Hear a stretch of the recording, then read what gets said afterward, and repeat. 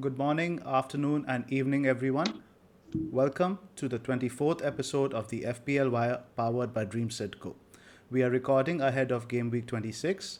I'm your host Zophar, and I'm joined today, after what feels like a long time, by friend of the pod and part time Beatle impersonator, Tom Freeman. How are you doing, Tom?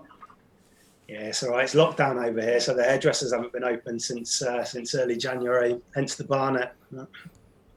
How's it going otherwise? How's your season so far?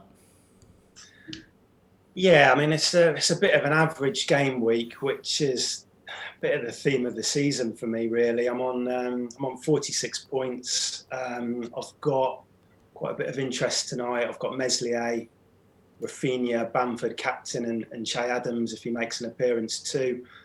I'm ranked at around about 375 k OR at the moment. So yeah, big few weeks coming up with all the chips in play. Yeah, big time. And what about you, Ella? How is it going? How was the wild card? Painful. Painful is that's one apt word to describe it.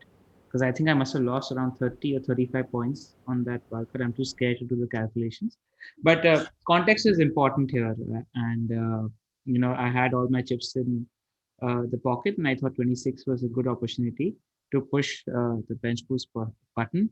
I was wavering until Wednesday or Thursday whether I should press the wildcard button or not. And I think the press conferences where the managers hinted that there is going to be a double game week in 26 sort of pushed me over the edge when it came to the wildcard and showed complete faith in Ben Krellin. So thank you, Ben Krellin. Shout out to you because I think that worked out. He was absolutely on the money with the fixtures, and so yeah, while I've lost points, immediately in game week 25 on the wildcard, I think I should make that up until game week 29 because just to give you guys context, and for the benefit of the listeners, I'll quickly take them through my wildcard and a little bit of the thinking as well, because I think that's important. Uh, I sold the Burnley defenders I had on my wildcard. I had me and Tarkowski because I didn't like the probable look of the double that Burnley had in game week 26. I lost points there, and Burnley should not have had that clean sheet. I saw the highlights just today morning, and they missed three absolute sitters, Does. like absolute sitters. They were very, very lucky to get that clean sheet in.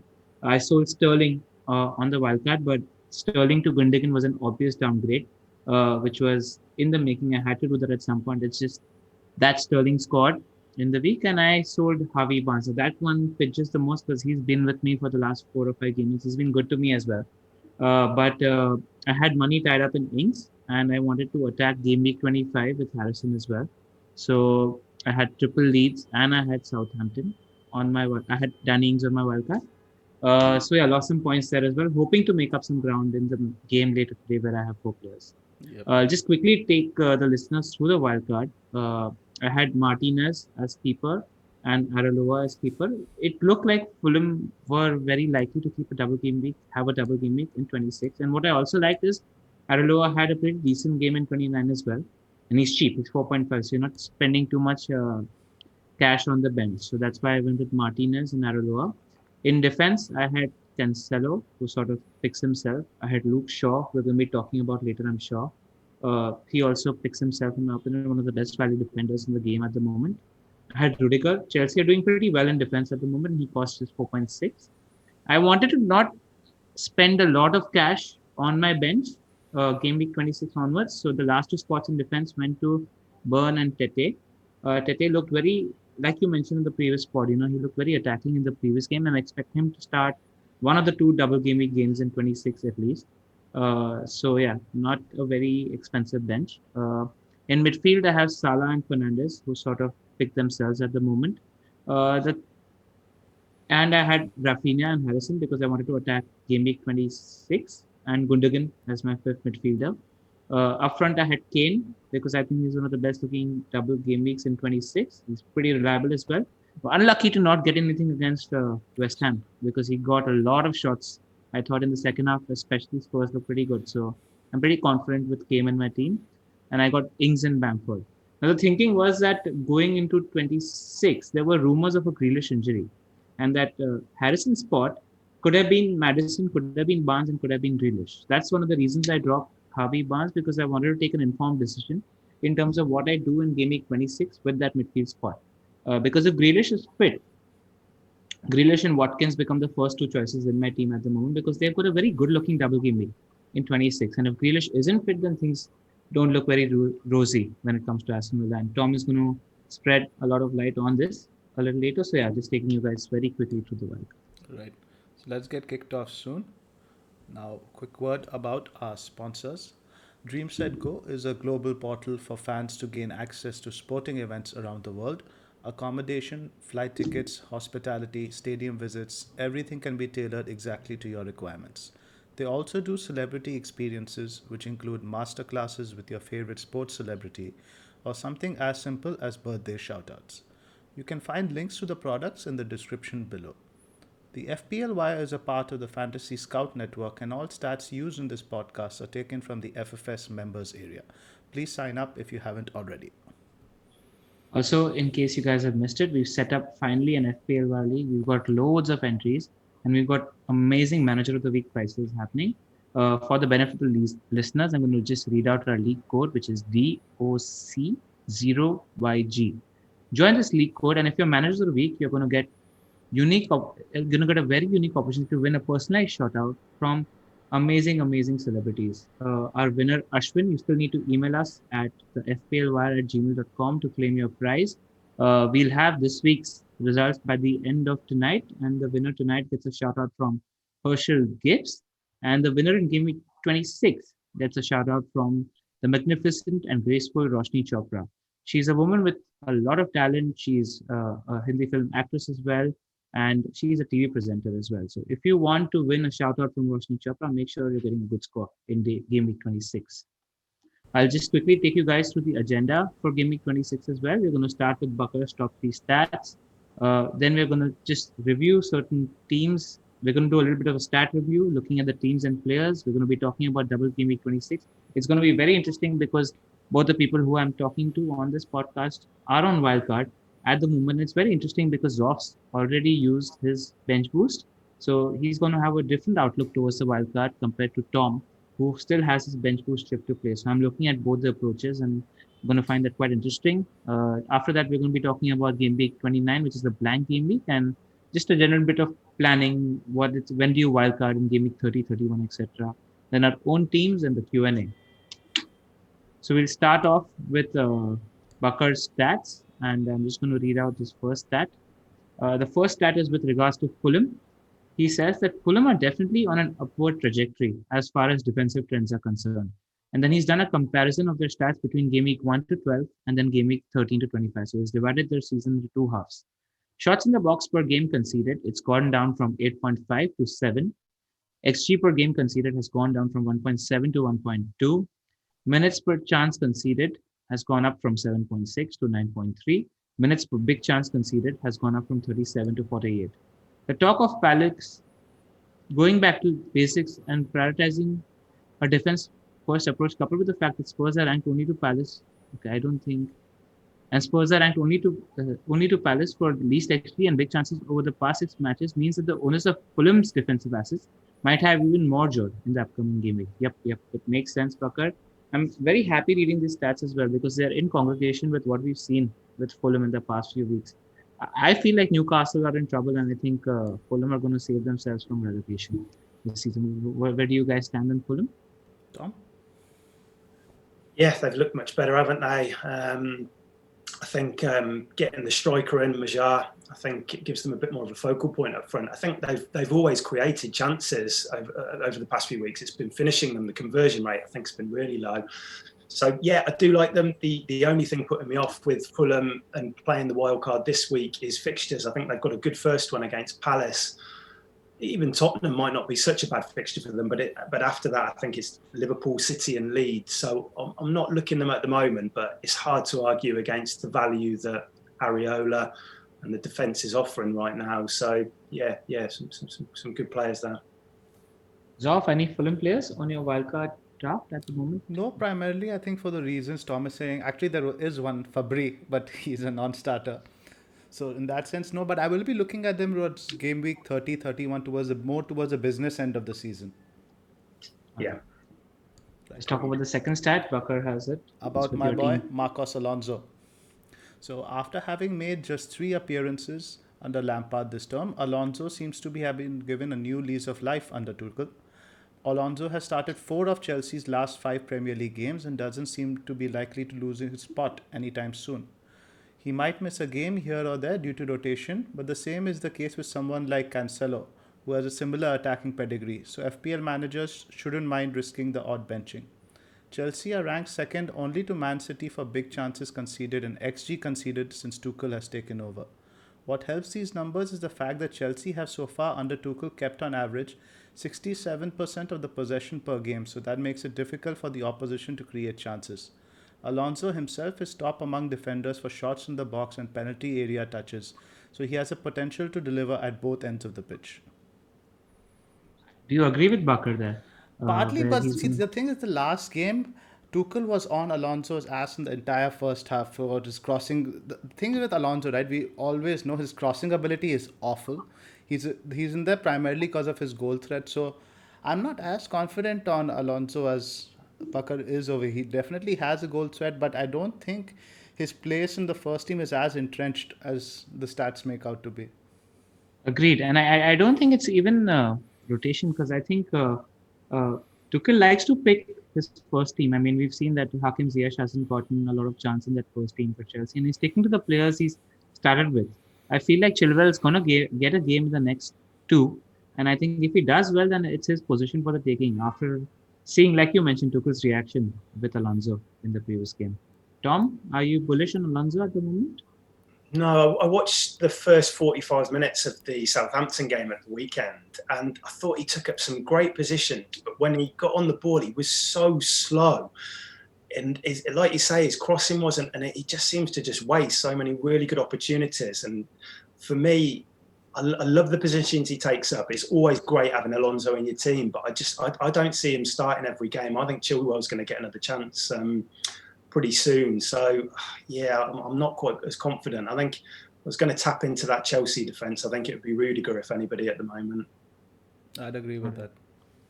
Also worth mentioning that Chelsea have a pretty tough-looking double game week. I think they play United and Liverpool, so it's a very tough-looking double game week. The play could be to assess if he's still holding on to his spot after these two games, and then maybe dive in. And even the Champions League tonight is worth seeing, right? If Chilwell starts as a good showing against Atletico, that could also have some bearing. Yeah, and I think for Chelsea, the fixtures turn in 30, don't they? I think they look pretty good from then onwards. So we might have a bit of time to assess that before having to commit. Agreed. Okay. All right, the last stat, it's about Liverpool. Bakar says that after another dismal performance against Everton, Liverpool have now ranked as the team to concede the most number of big chances in each of the previous 3 game weeks. Wow. Hence, it is no surprise that they have the worst XG conceded over the past 3 game weeks too. We still have 3 months remaining in the season yet, and Liverpool have already conceded approximately 83% of the big chances they did last season. Further, Liverpool in the past 3 game weeks have made 4 direct errors leading to goals, which is twice as many as any other team during this spell. To put things into context, Liverpool committed just 5 errors, which resulted in a goal in last season. Yeah, things aren't looking very rosy at the moment for Liverpool. Zoph, you saw the Liverpool-Everton game. Thoughts on the defensive performance?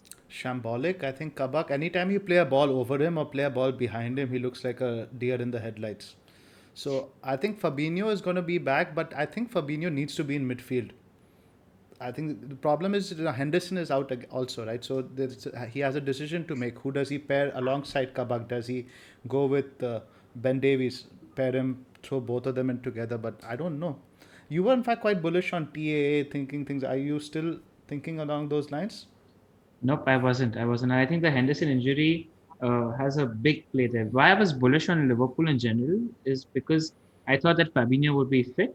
He'd slot into defense along with Kabak, and I feel like Henderson's been a big miss in midfield. And I thought if Henderson moved back to midfield, things would look on the up for Liverpool. But yeah, I'm glad I was very, very close to getting Trent on my wildcard, and I'm glad I didn't go in that direction.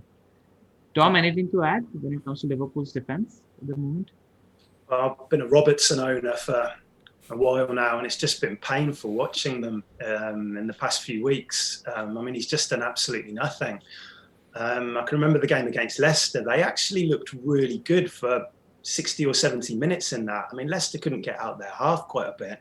and they conceded, was it Thiago who conceded the free kick, I think, and Maddison scored from the resulting free kick, and they just fell to pieces. And he was one of the first names out when I activated the wildcard at the weekend. Not a lot of confidence in the back line at the moment. I think there's too many other good options right now. All right. Nowhere worth 7 million plus now. Yeah, Absolutely. Right. So let's go into the crux of the double game week discussion, starting with the stat review. So let's start Right, now. so if you're going to take us through this, yeah. Right. Let's just walk you guys through this. We're going to start off looking first at the defensive data, which teams are doing poorly of late. So sorted by, this is over the last 6 matches, not the last 6 game weeks, and this doesn't include data from the Brighton game yesterday. So in terms of minutes per XG conceded, Southampton are bottom. I think to a certain extent, this is exacerbated by the 9-0. You'd expect them to be bottom because of that, but Spurs are right down there. Everton, a lot of us are looking at in terms of double game week assets. They're down there. Liverpool, Palace, Sheffield United, Villa have not been doing too well. I think it matches up with what we've been seeing on the eye test. The defensive numbers and the defensive performance in general has been on the downturn. Now let's have a look also in terms of minutes per big chance conceded. Southampton again bottom, Palace, Liverpool, Sheffield, now Everton are also here. Tottenham, what surprised me was to see Leicester. Leicester have, in terms of big chances conceded, they are like, 7th or 8th.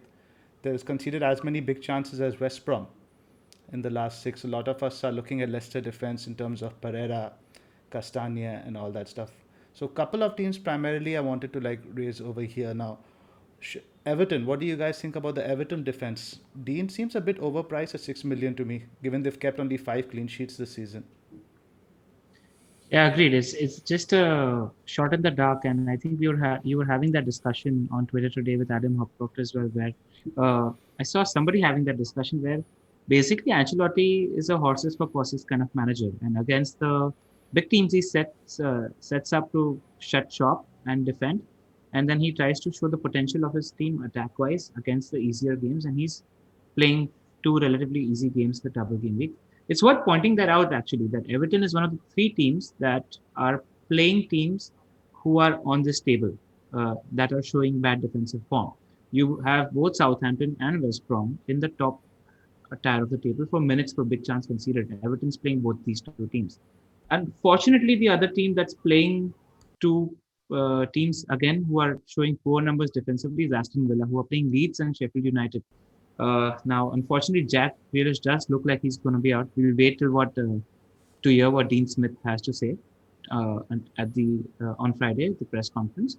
And the third team that was surprising that plays 2 teams who are on the bad end of the table when it comes to defensive chances created is Fulham. They play Crystal Palace and Spurs. So, Spurs haven't shown very good form in defense. So, Lukman or Maja for people looking at bottom tier 8th attacker, if they're looking to bench boost, could be a decent option given the defensive numbers that Palace and Spurs have shown. Just something worth pointing out. Agree. Tom?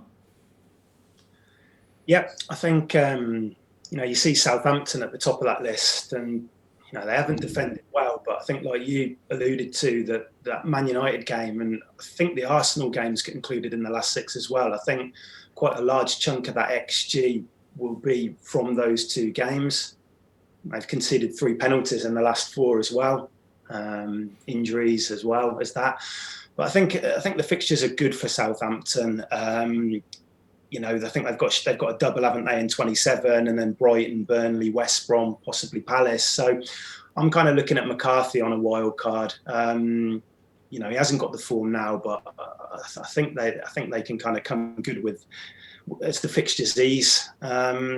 Spurs, I'm not particularly convinced by. I don't think. Tom, not worried about Foster taking McCarthy's spot? Well, there's been rumblings about that, hasn't there? But no, I don't think so at the moment. I think that Chelsea game, I think they look better as a team in that. So I think if that was the game McCarthy was going to be dropped for, it would probably be that one. I think that the fact that they've maybe turned a little bit of a corner with that performance. It suggests, and he had been playing well before this dip. McCarthy, I think he's a good shot stopper. He's shown, I don't know if it was solely down to him, all of those kind of bad performances. So I'm, there is that little bit of doubt in the back of my mind. But as we come on to later, I need 2 4.5 goalies for the wild card. I can't really stretch to too much beyond that. So he's somebody I'm thinking about. Spurs, I'm not particularly convinced by them. I don't know if D has adapted to that centre-back role that well. I actually prefer Rodon when he's played in there. I don't know whether that's something we'll see more of. And with Europa and the rotation, I'm not quite sold on that at the moment. Reguilon's quite pricey, isn't he? And then looking at Everton as well. The thing with Everton is they're quite unpredictable, aren't they, where those clean sheets are going to come from? They're quite hard to pinpoint.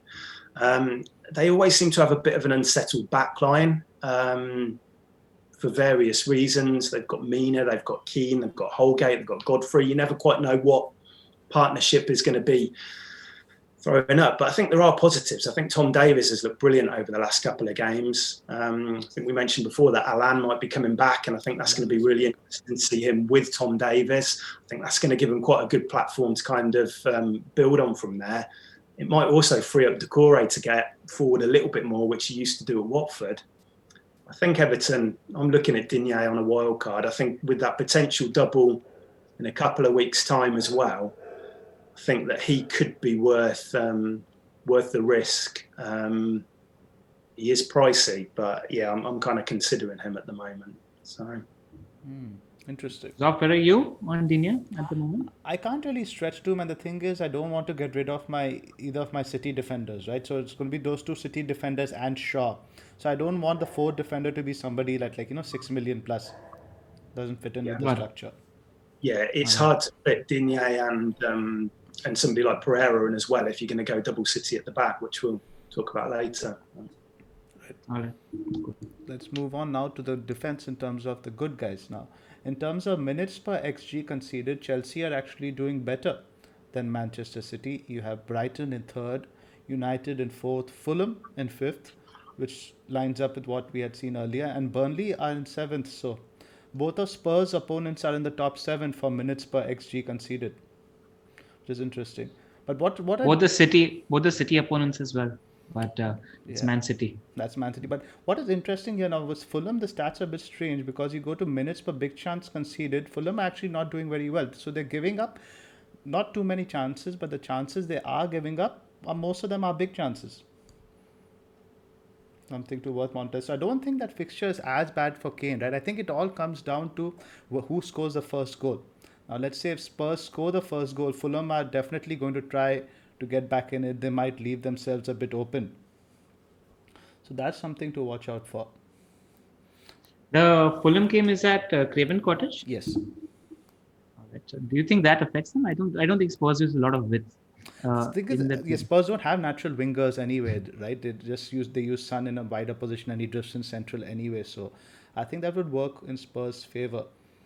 But so I like the top 4. I've tried to include defenses from these top 4 in my wildcard, and it's quite easy to do in terms of your entry points, right? You have Rudiger at 4.6, you have White and Burn 4.3, Shaw at 5. So it's quite easy to build defense around these teams. Those top 5 teams are where my defenders are from on the wildcard. Rudiger, Cancelo, Burn, Shaw, and Tete. Exactly. So, good numbers. Who are you looking at, Tom, in terms of defense? Do any of these particular teams interest you? Well, just touching on Chelsea, I mean, the numbers have been really good, but I do think we have to factor in who they've played too. Agreed. I think with the last 6, they've played Southampton, Newcastle, Sheffield United.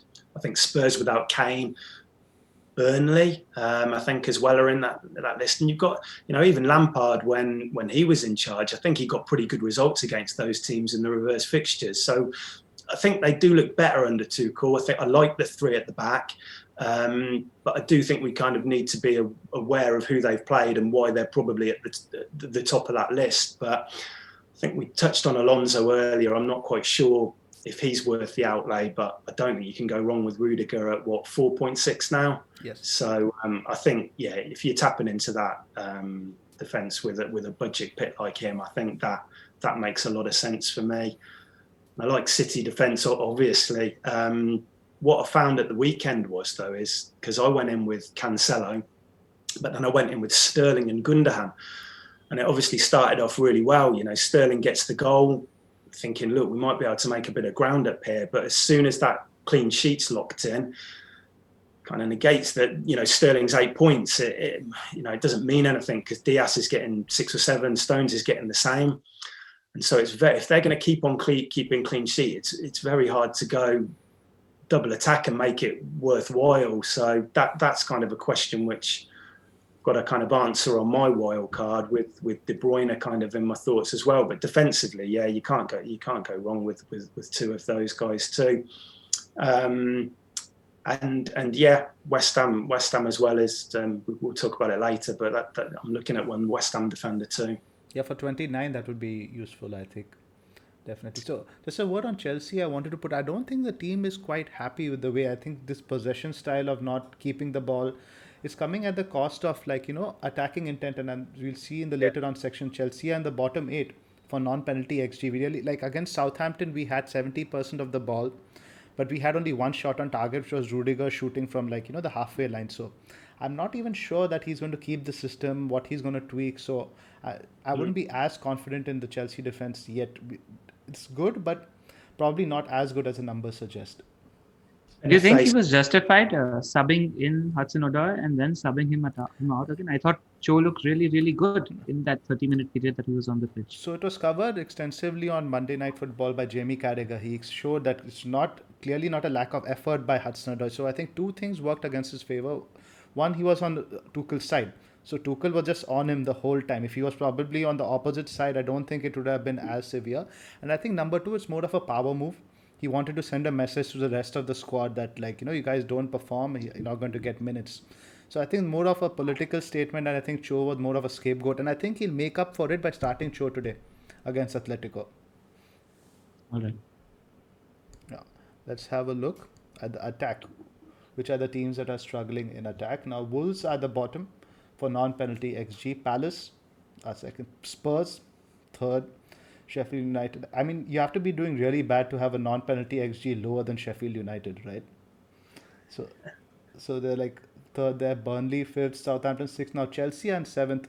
What I looked at this as a Shaw owner, this is pretty good. Then you have Palace second, bottoms. Chelsea seventh, bottom. So I don't think United's double game week is as bad as it looks. Correct. Also, we were talking about this before the pod as well. I think we need to add some context to these Spurs numbers as well.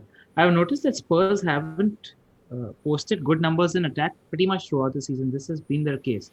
But what works in their favor is the goal involvement that a Harry Kane and Heung-min Son shows.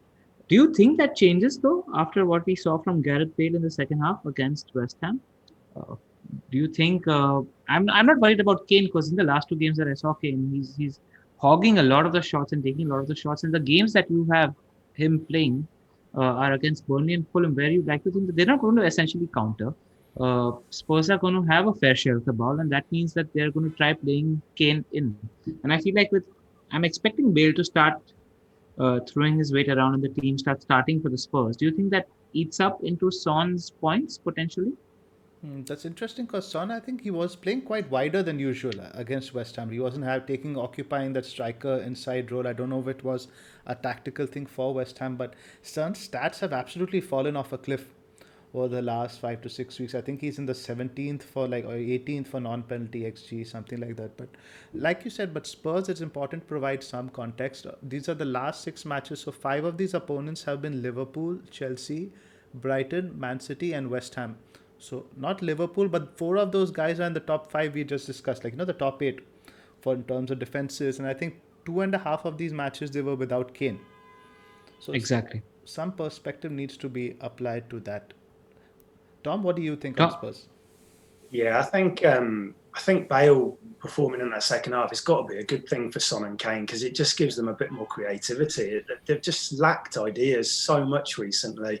Lo Celso hasn't been involved, and they really need somebody just to help them create from deeper areas a little bit. And I think Bale coming in is a positive thing. I mean, Kane's locked into my wildcard team. I think he traditionally does very well against the bottom half teams, and against West Ham in that second half, like Pranil was saying, he's getting a lot of shots off.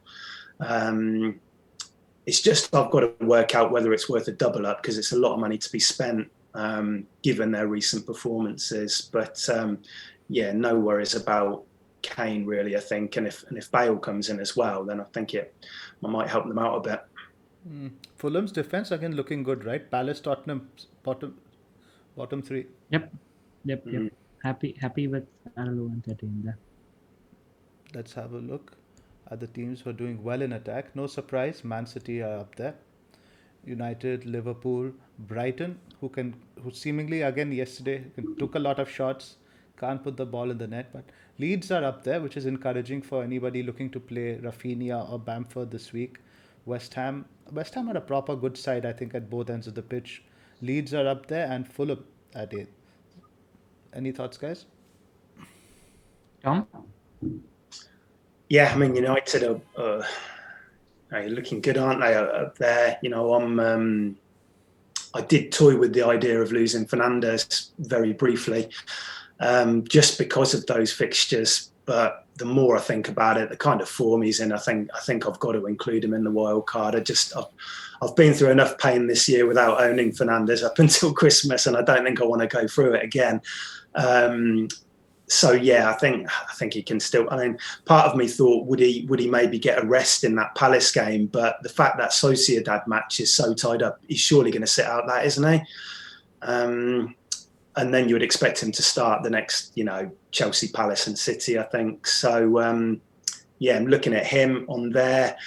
And yeah, I think a good point about Leeds as well. I think if you do own Leeds, I think playing them this week's against a Villa side who are struggling a little bit at the moment. I think Bamford and Rafinha and players like that are fine to start as well against us if you're holding them from the double. Yeah, I wouldn't take a hit. A lot of people are thinking of taking a hit for moving them out for players who have a double. Yeah. I'm not on board with that. Yeah, especially since we saw Villa's defensive numbers as well, right? So yeah. Also, one thing I'd like to add, it's nice to see Leicester up there. I think they've been playing pretty good football in the past few weeks as well. So happy to see them. And I'm looking to upgrade Harrison for that fifth midfield spot at the moment. And the numbers are encouraging for Harvey Barnes looking at Leicester's non-penalty XG. We just need Maddison fit, don't we? And I think, Are we still awaiting an update on that? I haven't really heard much about that. I'm not too optimistic on that. The problem is it's an ongoing problem. Rogers said it's a hip injury and it's something that has been bothering him all season. So if it's a new injury, let's say something on a shin, hamstring, I'd be more confident. But with these players, when it's a recurrence of a constant niggling problem, that always sets my alarm bells off. Yeah, and what are they going to do without Maddison? Because there's, I think, Ayoze Perez and Prayer, you'd expect to come into that kind of 10 role. They're not fit either, are they? So it'll be interesting to see how that plays out, if Barnes goes maybe more central or if they change the shape a little bit. And does Tielemans go at more advanced? I don't know, but I trust Rogers to find a solution to that. But I think a lot of people have tried to contrast the Maddison and Grealish situations. I don't think it's an apple-to-apple comparison. I think Leicester are nowhere near as dependent on Maddison as Villa are on Grealish. Yeah, quite possibly, yeah.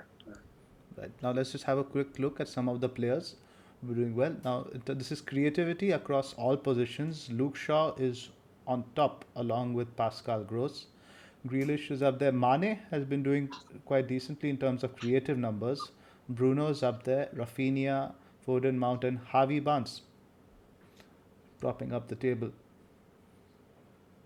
Worth noticing the chances created numbers for Grealish, and worth noticing that you have Harvey Barnes creating chances for that Leicester team and not Maddison in terms of what we were just discussing a couple of minutes ago, where Barnes has been pretty creative for that team, and it's not Maddison that's been created. And Grealish is creating so many chances for that Villa team. It's just not that, right? I mean, Grealish is responsible for always progressing the ball by 30, 40 yards for that Villa team, so that's something that they're going to miss pretty badly. Yeah. And I think De Bruyne back is going to help enhance the appeal of Gundogan as well.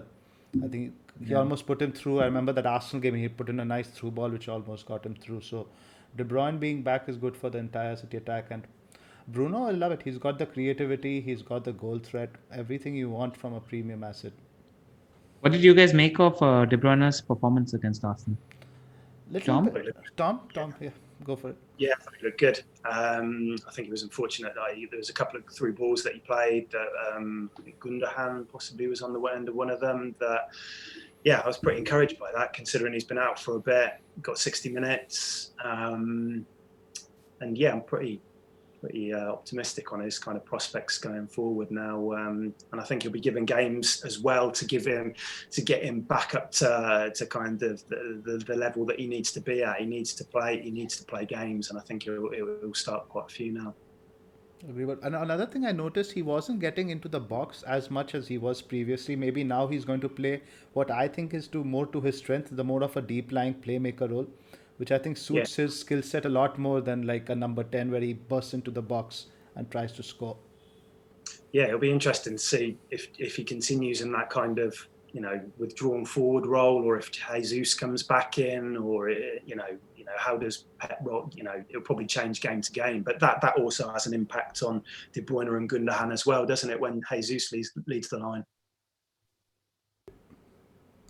Lastly, let's just have a look at the player data for goal threat, and no player has taken more shots than Kane in the last 6 matches that they've played. Madison's up there. Bruno's somebody we see on both tables as well. Salah, Watkins, who's taking a lot of shots in terms of XG non-penalty. You see he's up there. Like Bruno's got 1, Watkins got 2.16. To put some perspective, Salah has 2.5. Vardy has actually been taking a lot of shots. It doesn't look like that to me on the eye test, but he's got 2.77 non-penalty XG, 6 big chances, which is the highest right now on this table. So someone to look at. Rafinha is someone you see also on both tables. I think he's probably a better asset than Bamford right now. Maybe offers a lot more. Then Harvey Barnes is also somebody on both tables. What interests me when I look at these two tables is in terms of the numbers. When you add up the shots and the chances created, second to Bruno Fernandes by just 1 is Sadio Mane, and he's somebody none of us have been paying attention to for a while. So his underlyings are pretty strong. Maybe an outside punt.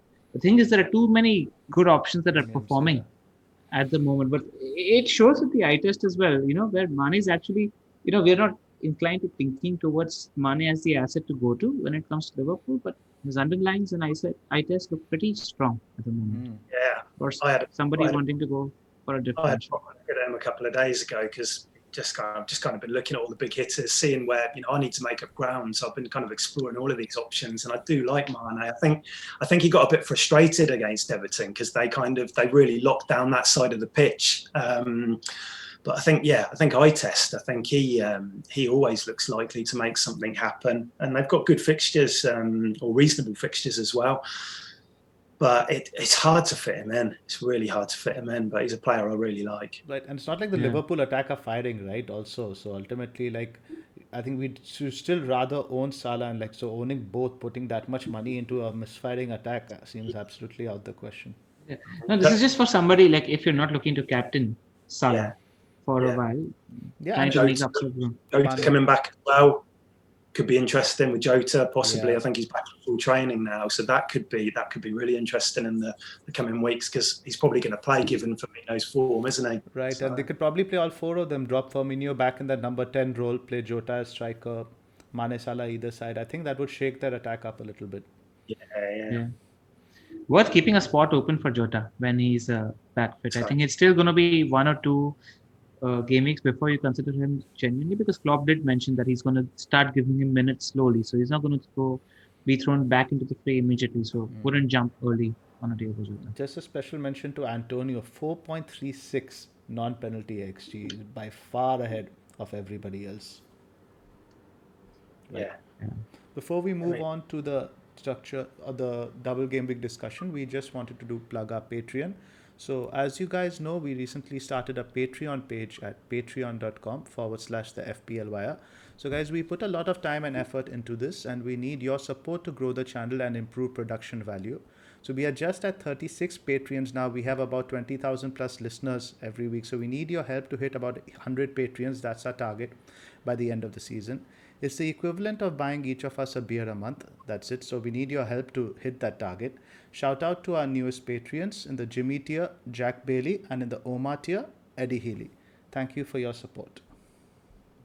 That was a much better job than what Bakar did last one.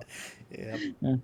Yeah, just in case you guys were busy wondering what Bakar is, he's taking a little bit of a breather, and I've got some news to share as well.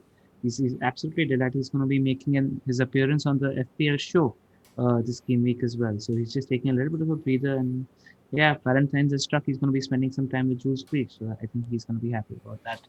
Let's move very quickly into the double game week 26 discussion. What I'm going to do is I'm just going to play host because the two of you are on wildcard at the moment, and we're just going to be looking at the fixtures from top to bottom and see which player pool, which players are catching your fancy when it comes to the teams. So let's start with Spurs. Zoph, just one asset, two of them. What's your thinking with Spurs at the moment? I have Kane and Son at the moment. Now, since I'm not using my bench boost, I want to have my money concentrated on the first 11 just in case I want to move them out, ship them. I want it to be easily accessible. Now, if I wasn't on a bench boost and I needed funds to spread out, I'd definitely be sacrificing Son. There's something off about him, I can feel. But that being said, you never put it past him to get a big score. He could easily be the top scoring player in this double, so I am happy to own him at the same time. What's your thinking? If no Son, where are you going to spread the cash? What's your thinking there? Let's see, where would I proceed? I would probably now shift formation and probably go to Watkins, spread the cash around a bit in defense, on the bench, goalkeepers, etc. But as we get to Villa, I'll talk about Watkins a bit more. I'm not that convinced. I've seen your team. You're on double city defense at the moment, and since Son is not firing, and City have a pretty good-looking double game week in terms of Wolves and West Ham at home. Does that tempt you a little? Maybe downgrading a City defender and then upgrading Son to a De Bruyne. You That sort could, of thinking. I would never part of it. Like you have to kill me and take them over my dead body. My City defenders, they're going nowhere. A- Absolutely dead set on them. Absolutely, have been since game All week right. 9. All right. Yeah. Because it's a spot worth considering, in my opinion, that sounds. But I know you have money tied up there. But like that, I've seen your wildcard team, and we will look at it a little later as well. But that's one player. I think maybe, but Son is a safe See bet. the But see maybe the thing is right with the City, and I noticed this during the Arsenal game, and Guardiola said it post game. He kept saying that due to the sheer volume of matches, you cannot go full tilt in every game. He said so. We are going to look to try to control game. He says many of the games I want to win 1-0. I'm happy to win 1-0. So that's why I feel the defense is much more valuable this season than their attack. all right, fair enough. Tom, when it comes to the Spurs assets, Kane you mentioned is locked in. None of you are Yeah, looking at Spurs defenders at the moment. no, not. I don't have a defender that I'm kind of considering at the moment. There seems to be a bit too much rotation in those fullback spots. Reguilon's back now, isn't he? But he's expensive. And I think against Burnley in the reverse one, I think he even played Ben Davies to give him that bit more kind of height at the back. So I don't feel that confident with them. Kane locked in. Son, I don't think I can fit him in as well as Kane, but he might make an appearance. But it's very difficult for me to get him and Fernandes in. It kind of comes down to Fernandes or Son, and I think it's got to be Bruno at the moment. Absolutely no contest there. But let's talk about captaincy while we are on Spurs, right? I think in the lead up to this double, right from the last 3-4 weeks, a lot of us had penciled Kane in as captain and even triple captain. So, what are your thoughts on that? Have you changed your mind about that? At the moment, for me, Kane is still captain, but I'm open. I mean, there are so many good options in play at the moment. I think a lot of thinking will be realigned after this midweek Champions League fixture tenure as well. Like, for example, let's say Gundogan is rested in the Champions League game, then I'm looking at him very seriously as a captaincy option. Two home games against Wolves and West Ham as well. So at the moment, it's on Kane because I think his fixtures are well suited towards Kane. But Salah's in the mix, Gundogan's in the mix. Calvert-Lewin has a good-looking double game week. He's in the mix. Unfortunately, Grealish is injured because if Grealish wasn't, I think we'll have one of the best double game weeks out there. But at the moment, I'm on Kane. He's still first preference. Tom? Yeah, I'm the same. It's on Kane at the moment, and he's it's the only one I'm considering at the moment. So something will have to happen in Europe to move me away from him, because I'm playing the wild card. I can't triple captain or anything like that. So it's just standard captain for me this week, and yeah, I'm pretty set on Kane. Just want to mention that when it comes to Spurs as well, their fixtures after 26 are pretty rosy as well. In 27, they have Palace at home. In Yeah. 28, they have Arsenal. Arsenal away. They don't have a blank game week in 29 and are Villa. playing Aston Villa, who are likely going to be without Matty Cash. And in game week 30, they have Newcastle. The good thing with the Spurs assets is they're a comfortable set and forget for 4 to 5 game weeks, so the fixtures are looking pretty decent. So just wanted to The only add that. caveat with Spurs, right, and it's something we have to watch out for. Jose's already talked about prioritizing the Europa League. They're not there yet. But another 2-3 losses by game week 30, 31, 32, we're going to have to start worrying about that. Yeah. Yeah. All right. Next up, Everton. South, pretty very juicy looking double game week. Southampton at home and West Brom away. I wouldn't be surprised if all three of us have Calvert-Lewin in our team in game week 26. Tom, is PCL in the consideration Yeah, for you? yeah, definitely. I've had him for a few weeks now. As soon as he got back from injury, I captained him against Newcastle when they lost 2-0 and just devoid of any ideas at all. But I've held him since, and I do think he looks as though he's coming back up to speed a little bit more now. He looks a little bit sharper. He seems to be moving a bit better around the pitch, and yeah, he's definitely going to be in. And I will probably complement him with Digne as well. Just thinking about that potential double in 28 as well. I think it's worth it. I know that they play Chelsea in between, but I think you've got good fixtures either side of that. So I think it could be worth a punt at 6 million or just over 6 million. So I've got those two in a draft at the moment, and Calvert-Lewin will definitely be in, and a good chance for Digne too. What about Richarlison? Man scored 4 goals in his last 3 starts. Do you fancy him at all? He's a confident, streaky player. So Yeah, I do like him, but I think I'd put Calvert-Lewin ahead, and then it's very difficult to double up on Everton in an attacking sense. So, but that doesn't mean he's not a good pick. I do like Richarlison. I just struggle to put him ahead of Calvert-Lewin. He seems a little bit more central to everything they do. Operating in good areas in and around the box. I'd put him slightly ahead. yeah, no. I would say in addition to Calvert-Lewin, because in terms of strategy, I mean, if it was me in game week 26, a play could be that you play Richarlison in game week 26, and Richarlison and Ings have pretty similar prices as well. So it's a pretty convenient shift from Richarlison in game week 26 to Ings in 27. You're buying yourself that one extra game as well. So just something worth considering. Because, yeah. Zoph, you are only on DCL at the moment? Only The on others DCL, I don't think I can stretch to Dean, and I think Shaw over him. Something another player I looked at was Michael Keane, somebody who has a bit of goal threat. But if that game week 28 fixture gets confirmed, I might be inclined to find some cash to go with him. But thing is, right, Everton's clean sheet potential is so mixed. Dean himself has had a total of 2 clean sheets all season. Everton as a team have had 5 clean sheets now. Rudiger has been, I keep repeating the stat, Rudiger's only been playing since Jan, and he's had 6 clean sheets. So it puts some perspective over there. So now Dean, the appeal obviously is attacking potentially. 8 assists is nothing to be scoffed at. So Yeah, that's some serious potential in that. and all it would take is 1 or 2 clean sheets. If he's putting up those assist numbers, then you're probably looking at a 12-pointer, aren't you? If that does happen. So it's just whether or not you think Alan coming back, Tom Davies is, he's getting a bit more influence in those games. If you're backing that, then I think he'll be a good pick. But he kind of needs to be keeping clean sheets to make him worthwhile, I think, because without them, you're looking at 4 or 5 points each game week. So the 2 things with Dean, I noticed in the Merseyside derby, he was actually taking a lot more set pieces than he was previously. Earlier, James was monopolizing almost all of them. Dean took quite a few. And it also depends where he plays, right? If he's going to be playing on the left wing, that he's been doing a couple of matches, and he's pretty much like an attacker. He's an out of position asset, so that increases his appeal a lot. So I think these 2 things, if you can get some clarity on those aspects, it could really determine whether we I think it was game. I think it was game management as well from Ancelotti, because he sets up with those 3 at the back essentially in the tougher games, and I don't see that happening in the Southampton or the West Brom game. agree. Personally. I think it's left back, isn't it? Right, he won't want to play Godfrey or whoever like left back. He'd probably want Dean over there. He'd put Iwobi or Bernard, somebody like that at left wing.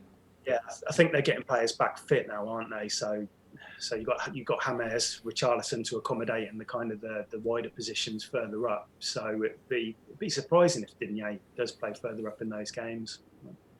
That's why Richarlison is one of my favorite anti-template funds for the double game week, because the fixtures are there, the players are all back. I think there's good upside there. I like that shot personally. Especially, I mean, I need to either hold Bamford or get a striker for Bamford, a double game week striker for Bamford, and I might do it if Richarlison's fixture in 28 is confirmed. I think it's worth going for it for the two extra games. So just a note, I had a look at Ben's Twitter. I think he's speculating that the game week 28 fixture, they're waiting for the Europa League draw to see if any teams get drawn, I think, on the Wednesday. So let's just keep an eye. But knowing what FPL do, they're probably going to announce it after the deadline, as they did last time. All right. I think that ends our Everton conversation. Let's move on to Aston Villa. And Tom, I'm just going to throw this to you. How much is Grealish out going to affect Villa? What do you see? How do you see that affecting the defense? How do you see that affecting your attack? Yeah, I mean, I don't want to be too down on Villa because we've been brilliant this season, and players like Grealish and Martinez, they've really caught the imagination. But Villa's level has dropped since I put it back to the Burnley game when we actually lost that game. We played really well in it. We came out of that one, was confident about the way we were playing. We had beaten Newcastle the week before 2-0 and things were looking up. And then since then, I just think our level has dropped. And obviously that was with Jack in the team anyway. We beat Southampton 1-0. I think we were a little bit fortunate in that game. We then lost to West Ham 3-1. We got the win against Arsenal, but I do think if Arsenal, I just think they lacked that final ball a little bit. And then obviously it was the Brighton game where we got completely played off the pitch for 90 minutes and then we lost against Leicester. Now, some Villa fans have kind of said the Leicester performance was okay. I wasn't as convinced. I think Leicester were comfortable. I think they played with the handbrake on after they got those early goals. And I think they just managed the game quite well. So I think with Grealish out, the problem is that it doesn't have a direct knock-on effect to the defence. But what Grealish does is he occupies defenders, doesn't he? Opposition defenders and midfielders who play on that side are occupied by him. You saw it again with West Ham. They played Fredericks and Zophar. They doubled up on them. And even against Brighton as well, I think it was Veltman and White. And so if a team doesn't have to double up on Grealish, and then El Ghazi's playing in his role, that essentially frees up one of those players to attack us more, and it gives them more freedom to attack. So I think it does have a knock-on effect to our defence as well, because it's just taking a big player out of the game, it gives the opposition more chances to attack. So I think if you own Martinez, I think he's a definite hold. I think he's going to make enough saves to tick over, even though I don't see us keeping that many clean sheets. But the problem for me is that I've never owned Martinez, so he's 5.3 now, I think. That seems a bit steep for me to invest in him at the moment, considering what Villa are going through at the moment. So I think attacking wise, the fixtures are really good. Like you said, Leeds, Sheffield United, and the ones to follow are good too. So I think Watkins is still an option because of his price, 6.5, I think now. And I think a few people have asked about what midfielder to go for if Grealish is out. And I would probably say Traore is the one I would go for if Grealish is going to be out for a while, which I think he will be. I think Traore is the one that probably takes on that creative burden when Grealish isn't in the team a little bit more. But I'm still not sure whether I'd go for a midfielder. But if you're going to go for Traore, Barkley's form at the moment has been really poor. And there is talk of him maybe being replaced with Sanson, who we signed in January. So that's something to keep an eye on. But yeah, I mean, losing Grealish is so important for Villa. And I just really hope he isn't out for a long period of time, because it's going to affect us, so much going forward. I mean, what are you guys thinking about it? Are you looking at Watkins still, or is this news about Grealish? Is that kind of key with that? I was waiting to see what you have to say, and I was hoping that would influence my thinking. I mean, because the fixtures are still there for the taking, like you mentioned. After Leeds and Sheffield United, it's followed up by Wolves, then Newcastle, and potentially against Everton in the double as well. And after that, they have a game in 29. They're not blanking, and after that, they have Fulham at home. So it's a nice run of fixtures for Villa. It's unfortunate that Grealish is out at the moment because otherwise, until late Friday night, Grealish and Watkins for a lock-in on my wildcard. Yeah. It's just those that news has sort of changed plans. Zoff, Yeah. what's your thinking? Do you have anybody from Villa on your wildcard? Just the Lord Martinez, but I have several thoughts on Villa right now. So you look at the creative numbers. Grealish is so far and above everybody else, right? Earlier on in the season, you saw Barkley getting close, but now it's something like Grealish 17 chances created, Barkley like 4 or 5. You also have Matty Cash missing, who was also a big creative part of the team. And so what I noticed with Watkins, because of Barkley being so poor, he actually had to drop deep a lot during the Leicester game to link up play, and he wasn't in the box. The more El Ghazi and Traore were more in the box than Watkins was, and he's a volume shooter, right? He's not somebody who's clinical like an Ings who gets one chance, two chance and scores. He needs your 4, 5 attempts. So will Villa generate that kind of output for him to feast on? That's what my concerns are. I don't think he had a shot, did he, at the weekend? I certainly can't recall it, which is worrying. And it's frustrating because Villa bought in Barkley to combat this kind of situation where if Grealish is being marked out of a game by two players, to kind of share that creative load and give us another option. But if he isn't there and he's been so poor. I mean, he was out injured. He came back against City. It was his first game back, so you give him the benefit of the doubt. He scored against Southampton, and the hope was then that he could really kick on and help us out. And it's just been so off recently that I fear that he could be one of the names that is dropped. And it's a shame because with Grealish out, he should be the player that we're immediately moving to, but he just can't be an option at the moment. Absolutely. And what do you think of this injury situation? Dean Smith is being all cloak and dagger about it. He's quite bad with injury news, right? I remember Barkley was next week for almost a couple of months. Yeah, I fear that he's going to miss the double game week, but that's just me being cautious, bearing in mind, like you say about the Barkley injury, it was always next week, and then he missed a big chunk of the season. And I fear that Grealish might miss a few more games now, but let's await an update and see what he says. But it would be very like Dean Smith to just say, yeah, he's got a chance for Leeds without really committing to any kind of proper information. Any news on how long the injury for Matty Cash is? Because there is a 4.3 million defender. 3 to 4 weeks, right? That was the initial kind of timescale on it. And again, he's had a good season and he's an important part. So you take him out, and then El Mohammadi looked well off the pace, and he improved as the game went on, I think, at the weekend. But it's still a drop down in quality from what we're used to. Yeah, because the opponents that Villa are facing, I think it's a debate worth having, even when it comes to a 4.6 billion defender like Konsa, because the opponents they're facing are Sheffield United, Wolves, and Newcastle, and they aren't pulling off any trees when it comes to attack. So just because of the lack of attacking impetus that their opposition face, do you think there's a case for Konsa as a value pick in defense? Yeah, if you don't own Martin, I mean, I wouldn't double up. So you wouldn't double up. But if you haven't got Martinez, I did look at Konsa. I still haven't completely ruled him out, but I think Martinez is the play there. But yeah, if you don't own him and you do think that we can pick up 1 or 2 clean sheets, then Konsa's probably, I would definitely play the 0.3 more for him than El Mohammadi. Just putting you on the spot, do you think Watkins is going to find his way into your wildcard team?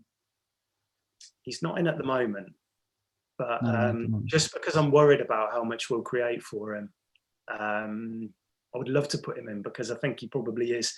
He's that standout option at that price point, which I'm looking for. I'm looking for somebody around about 6 million, but I don't know. It's hard when you're a fan. Maybe I'm being a bit too downbeat about Villa, but yeah, I just don't know if it will kind of create enough over this run. But yeah, I'll need a couple more days to think about that. All right. Let's move on from Villa. Now, the next team on the fixture ticker, we have Palace, who are playing Fulham at home and United away. Both are at home. Both are at home, sorry, yes. So Zoph? I think just Mitchell is worth looking as like, as a bench boost option. We saw him get back into the team against Brighton. He was much better than what PVA has been offering. So just Mitchell, nobody else interests me over there. And you did mention that Palace are looking at a defense-first approach now in terms of a few of the comments that you saw. What was happening there, Zoph? So Cahill and Hodgson, I think they interviewed Benteke also. They all alluded that the last few games they had been a bit too open. They've gone back to basics and defense first. So you might see a few clean sheets going forward, but in terms of attack, nowhere to go. Yeah. What do you, Tom? Yeah, same thoughts. Nobody's of interest there. But I suppose if Mitchell does lock down a place, then just as a 3.9 starter, do all right. Fixtures. What are they? Fulham, United, Tottenham, West Brom, and then a blank. Everton, and then Chelsea. I don't know. Yeah, I'm not quite convinced by that. All right, then we'll move on from Crystal Palace pretty quickly. A team which is pretty interesting at the moment, who's giving us a few interesting assets to look at, West Brom. Now, their double game week is against Brighton and Everton at home. And their fixtures after that, I'm just going to quickly read them out. They face Newcastle at home, Crystal Palace away. So it's a good run of 4 games for West Brom assets. Anyone you guys fancy? Tom, I'll ask you first. Yeah, I think the last 2 games, I think they've looked more like an Allardyce team. They've actually looked pretty good against United and Burnley. They've settled on a 4-3-3. I know he had been switching the formation around a lot, but I think that this suits them. I think really important. They've got a proper defensive midfielder in now, who I really like the look of in these games. I'm not going to pronounce his name because I haven't got a clue how to start with that. But anyway, he's a good defensive midfielder. And I think I remember. Yeah. There you go. I'll ask you next time. So yeah, I think he's looked really good. I like the way he's got on the ball. He plays a lot of forward passes. He gets them on the front foot. And I think with Maitland-Niles and Gallagher in front of them, I actually quite like that pairing. And you've got Pereira out wide who's pulling the strings. They've got a proper number 9 now in Diagne. I think we need to be realistic about them. Look, they're not going to pull up trees, but I think for the prices that they are, I think I'm quite encouraged by them and those performances. And we'll get onto it later. But I'm planning quite a quick bench boost after my wildcard, and at the moment I've got 2 West Brom players in the draft. So which two are you looking at the moment? Got Maitland-Niles and Diagne in at the moment because I'm preparing a bench boost for 27 to follow the double. And as you just said there, West Brom take on Newcastle. And that is one of the 2 fixtures I'm going to target for the bench boost. And so I'm realistic. It's West Brom. They're struggling this season, but I've just had I feel a bit more encouraged about them now. And I think for 4.6 and 6 million for Diagne, I'm tempted to stick him in. Yeah, and not easy opposition as well, right? I mean, they really played well against us, and then they're facing Burnley and absolutely destroyed Burnley while being down to 10 men as well. So you have to start taking them seriously in terms of the performances they're pulling. I am with you. I think Maitland-Niles is a really good shout. I mean, I thought he should have had a goal and assist in that game against Burnley. If you remember, when Diagne pulled the ball to Pereira, Maitland-Niles was just behind him as well. So he could have had the tap into if Pereira was just missing that ball. So. I don't think his stats are great, but I just think from watching him, the position exactly. that he's to, that's what is making me. I watched the Burnley game because I started to think about this bench boost has been causing me so much kind of like that has been, when am I going to play this bench boost? And we'll get onto it later, but there's another fixture in 2027, which is West Ham against Leeds, which is going to form the basis of my bench boost as well. And those 2 fixtures, I kind of watch West Brom a bit more closely, and I think they're going to form part of, I would expect 2 West Brom players to be on that bench boost come game week 27. So. Very interesting. Like that. Some out of the box thinking. Big fan of that. What about Pereira? I shout out to FPL Hibo. He mentioned that because Diagne is such a nuisance in the box, it's why Pereira is getting some space in the box as well, because Diagne tends to occupy 2 defenders more often than not, which is why Pereira is getting 2 on goal so many times. Is he a part of your thinking, or you're sticking to these 2 at the moment? I like Pereira. I was a bit concerned against Spurs because Allardyce dropped him, and he said that he came out and he said Pereira can't fit into a 4-3-3. And then all of a sudden, a few days later, he starts against Man United, and he's been one of their best players over the last 2 games. So, yeah, if I can't for that midfield bench boost slot, if I can't afford to who I want to go to, I think Pereira's 5.4. I wouldn't double up with Diagne, and that's where I might have to. That's why Watkins might come in if I chose to go with Pereira as that midfielder. But I like him. His stats were really, really good at the weekend. And he just looks, everything goes through him. And I like those kind of players. If they're going to score, he's probably going to be involved in it. I think he's on penalties too. I think. So, yeah, I think there's quite a few options at West Brom. Even Sam Johnston in goal, I think, for 4.5. If you think they're going to get, with that proper defensive midfielder in, if you think they're going to, set up in a 4-3-3, he might be worth a shot. Yeah. What I've noticed with Diagne is also he's getting 2 big chances every game. Like really good big. Since he made his debut, no forward has registered more big chances than Diagne, but he is so isolated. I think he's had like 12 penalty box touches since his debut or something. But when he touches it, he tends to get a chance, Mm-hmm. So it's just that's just that way that Allardyce is set up, I suppose. But yeah, it's interesting. Zoph, anything to add? Nope, all summarized very well. All right, then we'll move on to Leicester, a team who are on the right side of form at the moment, and they have a double game week against Arsenal at home, Burnley away, followed by some pretty good-looking fixtures as well. After that, they are playing Brighton away and Sheffield United at home. They have a blank in game week 29, but their follow-up fixtures are City, West Ham, West Brom, and Palace. So again, if you're buying a Leicester asset, he's probably going to be in your team for a pretty long time because they have a good set of fixtures right up to game week 33. Zoph, why don't we talk about Leicester? Right. So in terms of attack, I think Harvey Barnes is absolutely nailed on. We saw his stats over there earlier, so there's not much to talk about him there. Let's talk about Vardy. What do you guys think in terms of Vardy as an option? I think he's personally too expensive with all the other heavy hitters, and he doesn't seem as involved this year in that attack as he did previously. He's not as much of a focal point. I think there's much more of a goal threat in different areas of the team. What do you guys think? Yeah, I think it's hard to fit Vardy in, isn't it? Because we're talking about Kane being really important this week. And with the amount of, talent in midfield that there is, it's just really hard. So I think then you start looking at players like Barnes and Maddison if he was fit. So unfortunately, there's not a place for him. But I do like Leicester. I thought Pereira's positioning was really interesting against Villa. I expected him on that right wing to hold a lot of the width, but he actually found himself tucking in. He was quite, he's kind of performing a bit of a Cancelo role at times in his kind of positioning. So I think he's somebody I'm looking at. Really good fixtures long term. But I think Pereira and Barnes are probably the ones to look at. I think that Arsenal game for Barnes could be really good. I think Arsenal always look a bit dodgy down that right side with Bellerin, and I think he could get a bit of joy down there. So I think those two are the ones I would be considering. Yeah, and even when we're talking about, this struck me because we're talking about West Brom. We're talking about Burnley being a really difficult fixture, but they weren't looking really good in defense against West Brom. So there could be something there for Kane as well as Barnes and Vardy when they're playing there. I think so. Do you think Pereira would play there? Sorry, do you think Pereira would play there? When I looked at the team sheet initially, I thought it was something they had set to combat Grealish. Now, Rodgers went on post-game about how it was a tactical plan, but do you think maybe it was just something he was making up as he goes along just because he didn't want to admit that was the plan because of Grealish?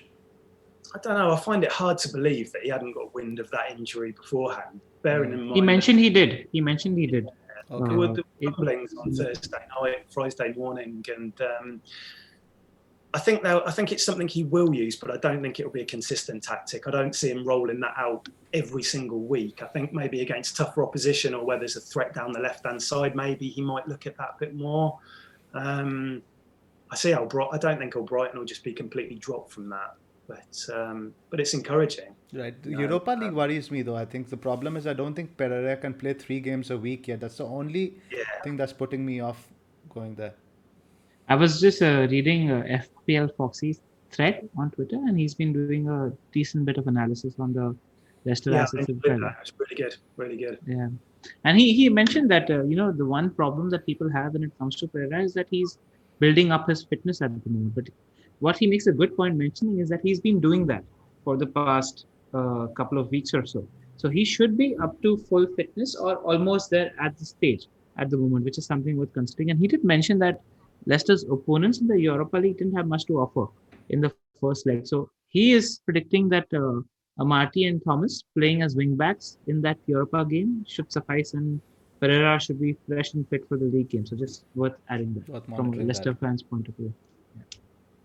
Yeah. Their Europa League game is this Thursday. Yes, at home this time. So great, you have that news. I mean, if Pereira's bench, he's definitely uh, garnering more attention from all of us for the next week. Because again, when it came to open play, also he was just very involved in that game. So just want to add that. Nobody is interested in Castagna or anybody else. I think Barnes, Madison, Vardy, and Pereira. I think that's 4 players that everybody's looking at the moment. It's hard to go for Castagna over Pereira, isn't it? I think, given that possibility that Pereira might be further forward. So yeah, I would consider him. All right. Next up is Manchester City. Now we know that Zoph is absolutely nailed on going with the 3 value assets. He's going with Diaz, Cancelo, and Gundogan. Tom, what's your thinking when it comes to the City assets? Yeah, I mean, if I was in a better position rank-wise, I'd go double defence all day long. But part of me thinks that I've got to try and do something different, and that's why De Bruyne's in the wildcard squad, and I'm thinking of pairing him with Gundogan and then one of the defenders, because I've got to just try and get some big hitter, which maybe other people haven't got, which is going to just give me a bit of a boost. And dependent on minutes, I think you've got him as a possible captain in 27. He's got the double game week, hasn't he? So I think a lot of people will be landing on Gundogan captaincy for that week. So De Bruyne gives me a chance to maybe go for something a little bit different. I did consider holding Sterling as well, but I just think De Bruyne back, with that assist threat, he should be back on penalties, I would have thought. So that's where I'm kind of leaning at the moment. But I do agree that the double defensive play is the sensible and probably the one to go for. But it's just, I've got to try something different where I am. So Phil Foden, too much of a rotation risk, you think? Yeah, I think Gundogan's the better option out of the 2 of them at the moment. No, not about Gundogan. Gundogan needs to be in everybody's team. I get that. I'm talking about Gundogan versus Foden versus De Bruyne.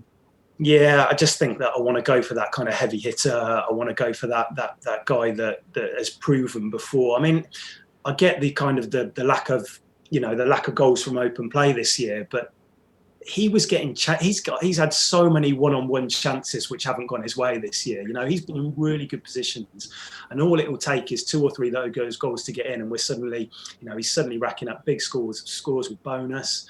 And I think I'm in a position now on my wild card. I want to take the punt on him, and I just hope that maybe when Europe kicks in, Pep starts rotating those central defenders. He's got Diaz, he's got Laporte, he's got Stones. I just hope that maybe that bit of rotation kicks in, and maybe they do start conceding the odd goal, which would then make, it pay off with the two attacking players. And let's hope for a couple more of those dodgy Everton goals in the forthcoming weeks, where it kind of cannons off the post. It smacks into Richarlison. But I admit the double defence, the position that Zoph's in, he's in a great place. And if I was in his position, I'd go double defence without a shadow of a doubt. But I feel like I've got to switch it up a little bit now. Yeah, the switching up doesn't work this season, so trust me, I've tried it so many times. Just before the wildcard on that double game week, I captained Sterling, didn't do anything. Gundogan got 2 goals and assists in no time, so it hasn't worked this season. But that's what my thinking was on the wildcard as well. I have one City spot open at the moment. I went in with just Gundogan and Cancelo, and like you, I was wondering if Pep would start rotating his defenders, and I thought maybe there's an opportunity to go for De Bruyne there. So I thought I wouldn't punt on a City double game week, because Pep very strongly said in his press conference that he's going to constantly shift around his players. So I didn't see the City assets as actually double game week assets in 26. So the thinking was to go with Salah, Bruno, and then maybe shift one big hitter to De Bruyne in 27 if he's shown enough. So that was the play I had in mind when I picked the only thing making me think De Bruyne will get minutes on both games is the fact that Pep talks about rhythm so much. De Bruyne needs to play to get up to that level which he needs to. maybe he'll be taken off at 65, 70 minutes. But I think he's going to start games now. I'd be surprised if he's on the bench at all in the forthcoming weeks. One thing I did notice though is De Bruyne looked really fresh in that game. There was no signs of tiredness. It seemed like he had a nice little break. Zoph, anything to add? You're nailed on to those things, but anything to add in terms of Manchester City? Not much really. You can move on. I think already close to 80 minutes. Wow, I think this one is going to be our longest bad distance. Yeah. All right, we'll move on to Liverpool, Sheffield United, Chelsea. Lot of talk at the moment about dropping Mo Salah in the team because he's not doing too much at the moment. Zoph, I'll go to you this one because you're one of Salah's biggest loyalists at the moment. Do you see value in that thinking at the moment? No, I don't. I think the fixtures are good for Liverpool, and I think now the worst is over. You have Fabinho coming back, Jota coming back, and like we saw earlier, Salah still posting all right numbers. He's still up there in terms of goal threat, and you have Sheffield United, Chelsea, and then you have Fulham the week after. I'd definitely be holding on to Salah still, and I don't think Klopp is going to rotate now. Earlier he was dropping Salah every now and then. I don't think that's going to happen. Trent, Kabak, Robertson, too expensive? Too expensive, rubbish, whichever way you can look at it. Yeah, that's the attraction to me for go towards Trent. And we were discussing this while I was on my wildcard. Was that fixtures which are Sheffield United, Fulham, and Wolves are very good-looking clean sheet fixtures on paper. You know, because they're not against teams who are doing too much in attack at the moment. But unfortunately, it just doesn't look good at the moment when it comes to Liverpool. We did discuss Mane's numbers. I think he's a very good template breaking differential. Like Tom, you're looking to do something different on the wildcard as well. Tom, anything to add on the Liverpool assets? Yeah, I don't think I'll include Salah on the wild card, which again, I know the type of player is, it's risky, but something's got to give when you're building a bench boost squad. And Liverpool seem a bit off right now. I have no doubt that Salah's returns will continue, but I wouldn't captain him.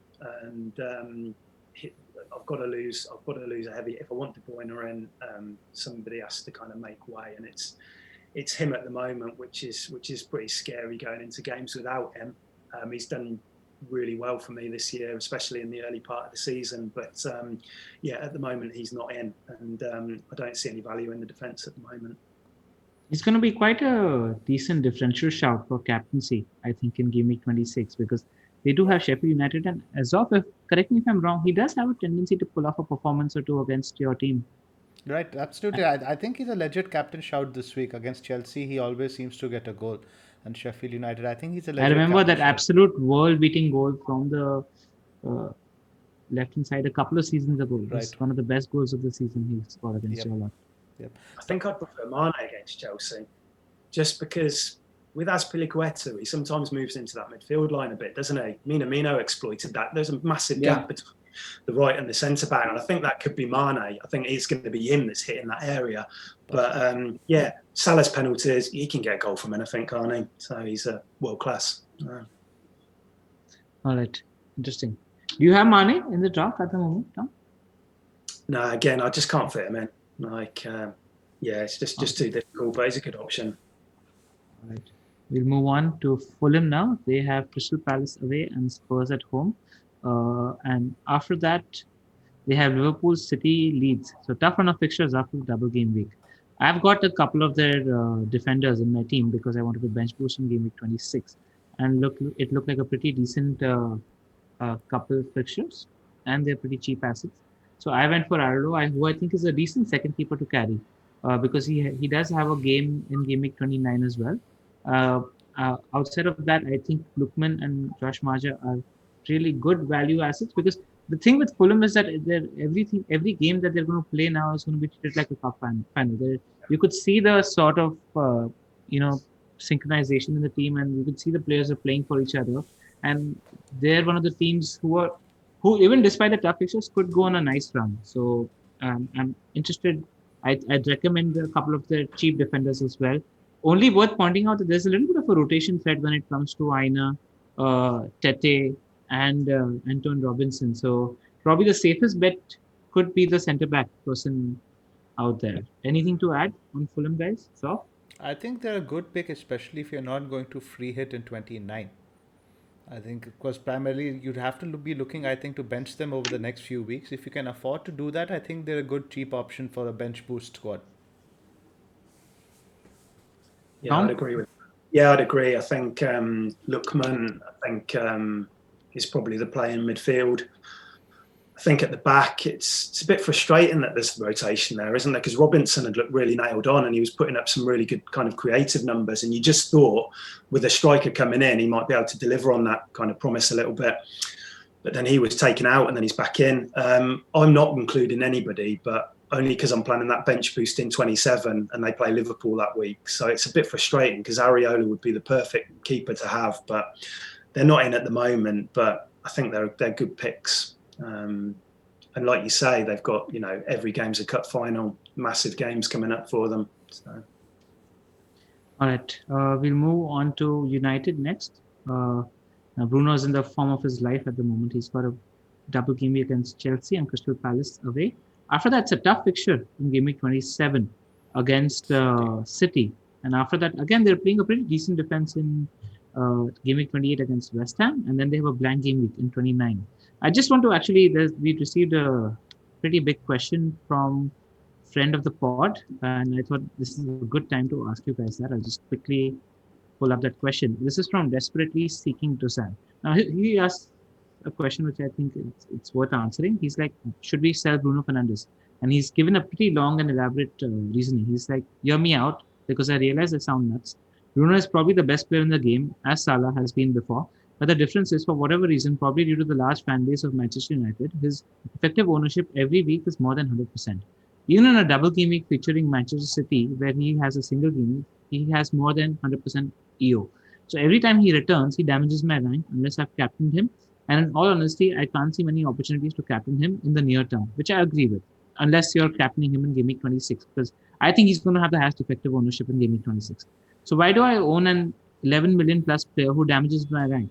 It's like playing with less than 10 men. For my individual team, I can move to Harvey Barnes and upgrade a forward to Vardy and would have Kane, Vardy, and this DCL. I know that every season the no Salah debate comes up, but Salah was never having an EU of 100% every single game week. What's your answer to him, guys? Zoph, let's talk a little bit of macro strategy.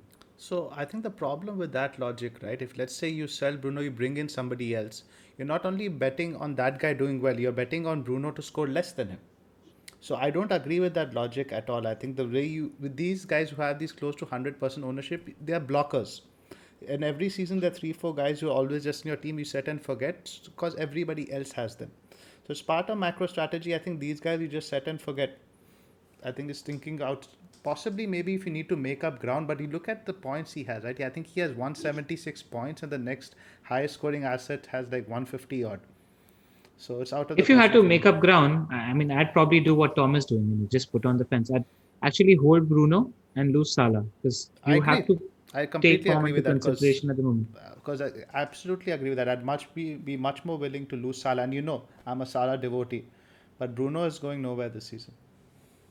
Tom, anything to tell Desperately Seeking? Yeah, I mean, I did consider losing Fernandes because of those fixtures, but I think losing Salah makes more sense to me. And going back to the point about if you don't captain him, you're losing rank when he scores, but it's going to be a hell of a lot worse if you don't own him at all. I didn't have him for that Leeds game before Christmas, which cost me about 30 points this year because I captained Kane that week against Leicester. I didn't own Bruno at all. Everybody captained him, and it's just painful. And I still think about that regularly, that decision, why I didn't go for Bruno. And we could do a separate pod on that, which I won't bore people with now. But the thought of not owning him at all, that's pretty scary given the way he's playing at the moment. So I'm going to stick him in, I think, which means that I can't have Son, but I think he's ahead of him right now. What do you guys think about Luke Shaw? Do you think he's an option? Definitely. I think he's probably one of the best value defenders in the game at the moment. Because I watch United closely week on week, right? And we've been citing this stat where he's on top of all players in the league when it comes to chances created in the past 4-6 game weeks, so and so. But with Luke Shaw, one thing, again, I want to cite, and I want people to go for Shaw, because you're not relying on United for clean sheets, and he's not very reliable. But with Luke Shaw, you're not just getting the volume of chance creation, you're also getting quality. All the chances that he's creating and sending them to the likes of Rashford and Bruno, who are good finishers. And then they're really high quality chances. And the second thing is, I've noticed that especially in the last 2 or 3 game weeks, he's spending a lot more time in the box than he was. And I keep telling Zoph in our conversations when we're talking on WhatsApp that I think he's got a far post goal in him very, very soon, and he's just 5 million. I think at 5 million, I'm not worried about rotation. It's good that we won 4-0 in the first leg, so I absolutely expect him to be rested in the Europa League and play all the league games. And one of the best value assets in the game from at the moment. Even in the last game, he created 5 chances, and 2 of them were really good chances. So should be in your consideration quite heavily. Very bullish on Shaw at the moment. Agree. And like you mentioned also in the chat, these two fixtures aren't as bad as they look on paper. Chelsea and Palace away. Exactly. From a defensive standpoint, because Chelsea are playing LVG ball at the moment, and Palace also mentioned that they're going to go into a defense first approach. So I like the thought. Another thing also worth pointing out is Crystal Palace do tend to struggle when it comes to set pieces, and Luke Shaw is on a lot of our set pieces. So if and in the last 2 games, we've had 2 instances where Maguire almost scored a goal, and that was from a Luke Shaw set piece as well. So I think Luke Shaw assist from a set piece is due as well. Right. Should we Yeah. skip the next three teams, Sheffield, Wolves, and Burnley? We can just touch upon Chelsea. Yes. Yeah. Do you want to talk about Rashford though? Again, an asset, Zoff, especially for you, I think it's worth considering because he's somebody who's in competition with Son in that Right, but I 9.5. actually looked at it, but there are two reasons for that. Primary number one is game week 28, right? You have sorry 27. You have Palace for these guys. You have City for United, and then you have 28 also. I like Arsenal for Spurs, right? Because it's their biggest game of the season, and then you have 29 also. That's Yeah, the yeah. reason primarily that's lent have me towards Sun. Yeah, I agree. I just wanted to bring that up because I think a lot of people are going to consider Rashford, especially after his decent performance in the last game as He's well. So the thing is, right. I don't understand why Solskjaer keeps playing him on the right. He's completely useless on the right, and he's so good on the left. And he's just insistent somehow on getting Marshall to play. yeah, I think we're going to see a lot lesser of Rashford on the right as well in the coming weeks, especially because Greenwood and Dan James both have shown a fair amount of Exactly. form and both are doing pretty well on the right hand side. So yeah, I just hope wanted to so. add that. Anything to add to United when it comes to United, Tom? No, I don't think so. That's pretty much covered it off. I don't think I'm going to be able to include Shaw on mine, but yeah, I have no doubt he's a very, very good option. All right, cool. We'll move to Chelsea. Zoff, this floor is yours when it comes to Chelsea. In terms of attack, there's really nobody you can look at. Maybe Mason Mount if you fancy a punt, but I think there are better options out there. In terms of defense, I think Rudiger is pretty nailed. I think maybe out of 7, 8 games, maybe he misses one.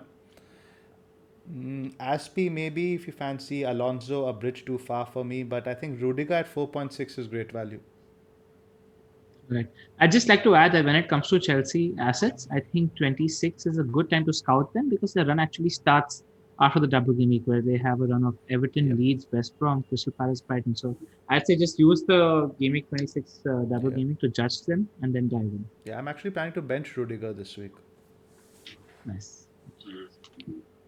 Right. All right. I think that's it when it comes to we've looked at the fixtures. Do we want to touch upon game week 29? Yes, I think let's just quickly touch upon that on the terms of the free hit, right? I think so because I have my free hit to play. I think Tom, you also have your free hit to play, right? All three Yeah, of us.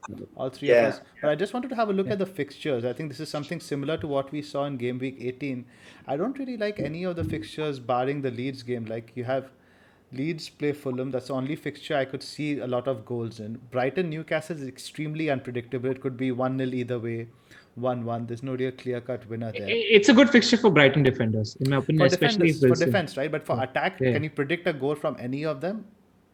Almost like Probably Brighton. Probably Brighton. If I I know, had but to. in terms of like Trossard, Mope, they're all No, unreliable. it's hard to They- predict unreliable. the play. Yeah, so you can't Yeah. really it's load hard. up on their attack in a free hit. Now you look at Arsenal, West Ham. West Ham actually the better team, I think here, not Arsenal.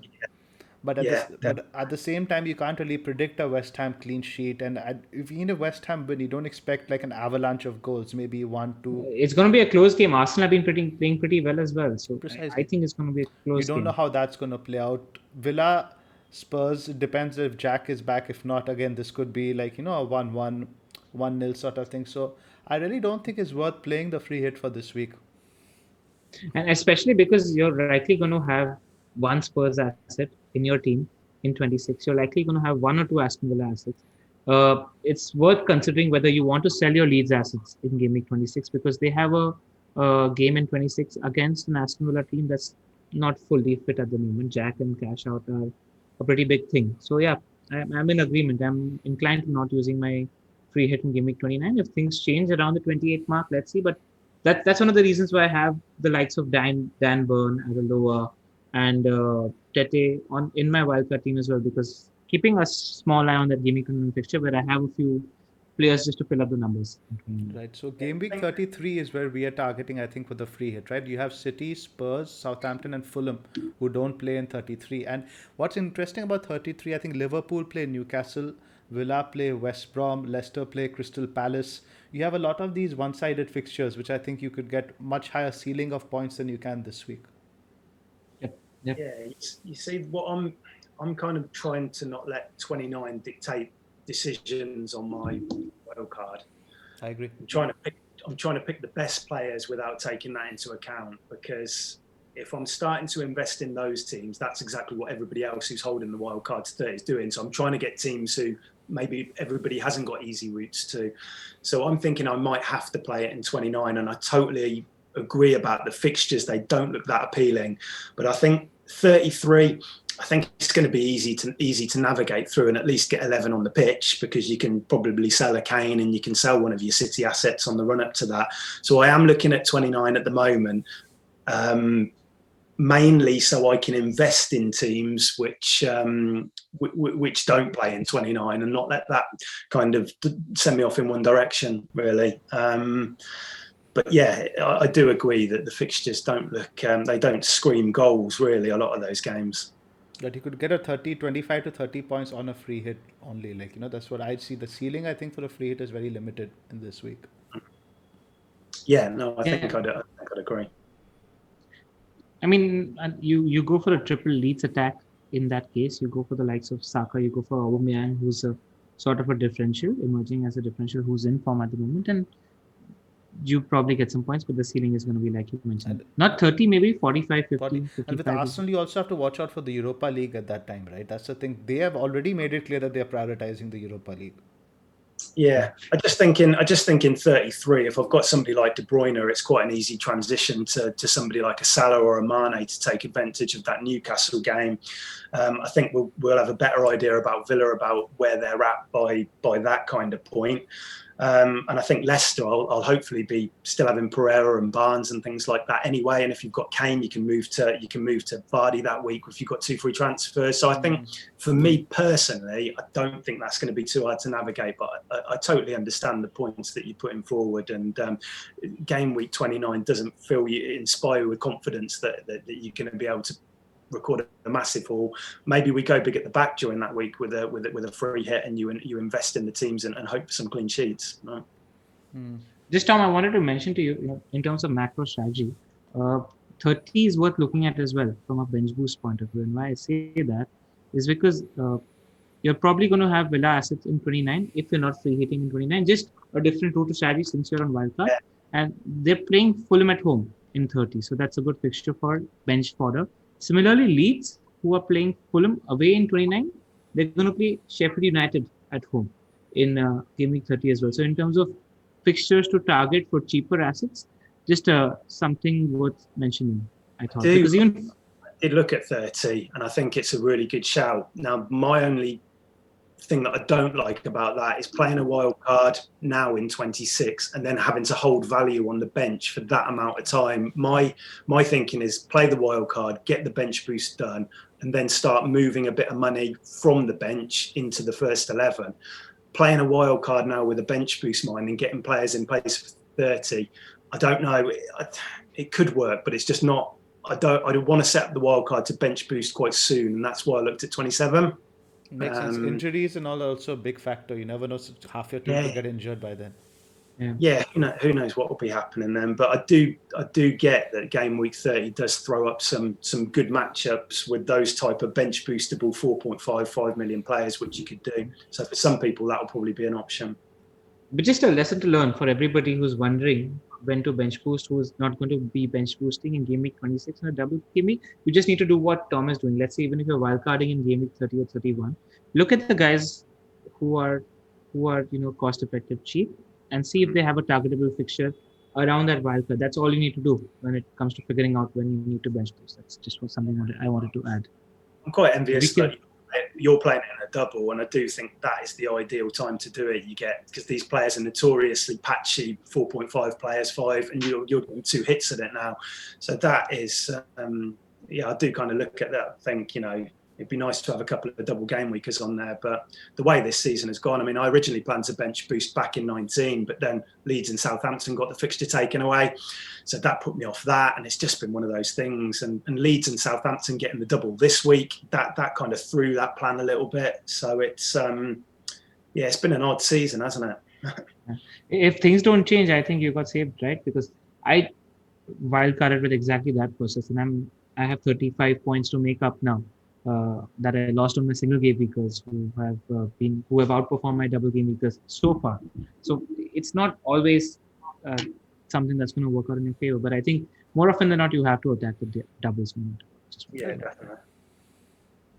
All right, what's next on the agenda, Zoph? I think that's it. We wrapped up pretty much the discussion. We just have the teams now. We can walk through, and your team is in fact first up. All right. So I mentioned my wildcard team earlier. I'm just going to quickly mention that again.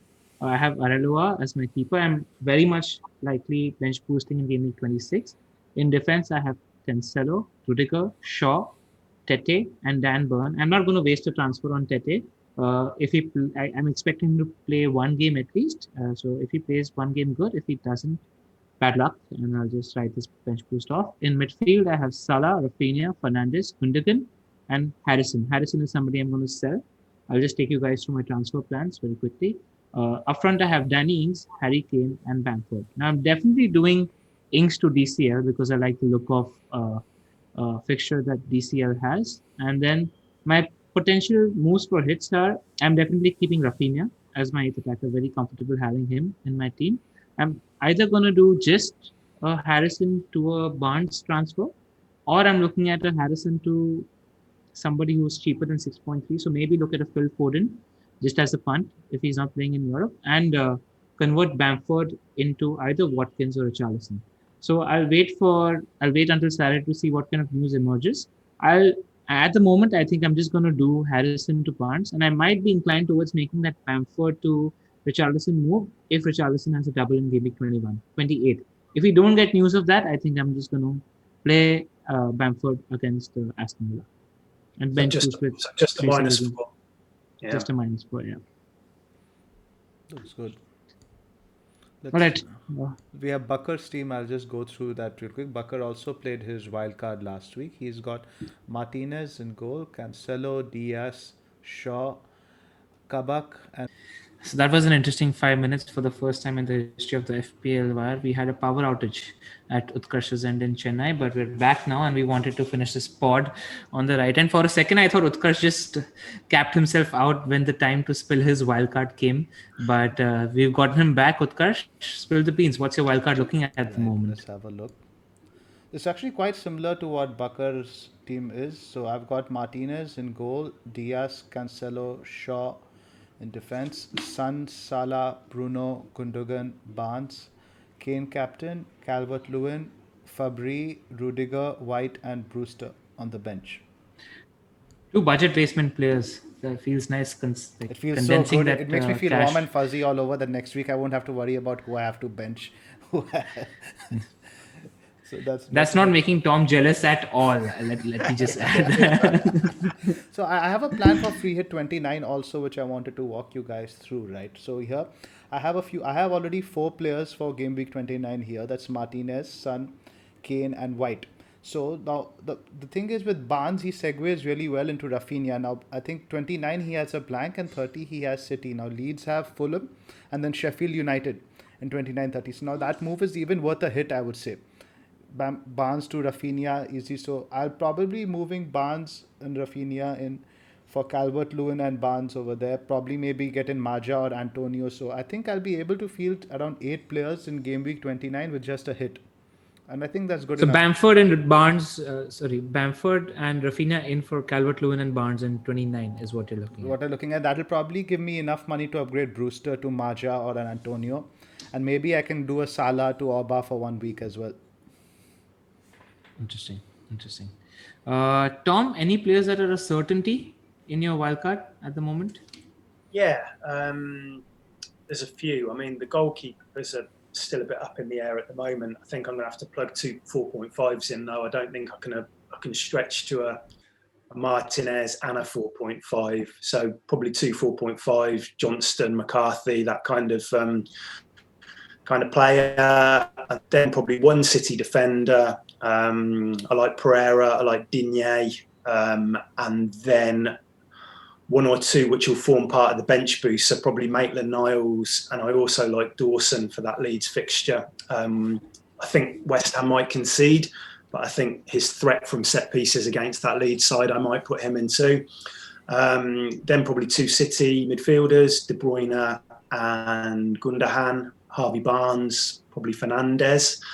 And then that midfield bench boost spot, I'm considering Lingard, who plays Leeds that week. I think that's the kind of fixture that Lingard's going to do well in. I think he's looked pretty lively in the past weeks. I think dribbling, I think kind of attacking Leeds through the middle. I think he could be a bench boost player, but if I can't afford 5.9 for him, I might go for somebody like Pereira, and then Calvert-Lewin and Kane up top. And then I'll add a budget forward onto that as well. So that's where I'm at the moment. But this wild card is with the idea of a 27 bench boost, and that has implications to the rest of the team. So main sacrifices I can see are Salah and Son at the moment to afford you that little well-rounded team that you're looking at. Yeah, KDB is the main differential you're sort of looking at. Yeah, exactly. Yeah, and I do like that West Ham Leeds for targeting somebody like Lingard, who I think has been shooting a lot since he made his first start. I think he looks lively. Like I say, I think it could work in that fixture, and then play the bench boost in 27 and then get off those type of players soon after and get the money into the starting 11 again. So that's the plan. So. Nice. I like that you're doing it in 27 so that you can start condensing your funds immediately after. And there's an opportunity to do that in 29 if you're not free hitting as well, right? Where you get rid of a few players and get some non-playing bench fodder. Yeah, I'm not totally saying I'm going to free hit in 29, but I'm trying to not let it determine exactly what I do with the wild card. So I'll make a decision on that. All right, let's talk about captaincy. I think exactly. Yes, it's on everybody's mind at the moment.